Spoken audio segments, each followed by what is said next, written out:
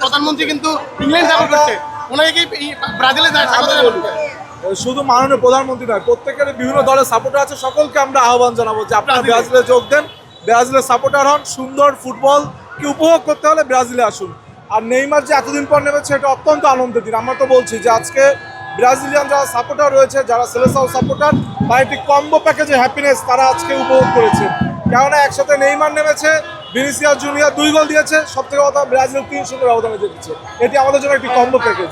আজকে আমাদের হ্যাপিনেসের একটি কম্বো প্যাকেজ যেটি আমরা সকলে উপভোগ করেছি, এবং আমাদের বিশ্বাস হাইতির সাথে বিজয় লাভের মাধ্যমে যে জয়যাত্রা আমাদের শুরু হয়েছে সেটি ফাইনালে কাপ ছিনিয়ে আনার মাধ্যমেই আমাদের সেই জয়যাত্রা শেষ হবে, এবং আমাদের যে মিশন হেক্সা সেটি আমরা এবারই পূরণ করব।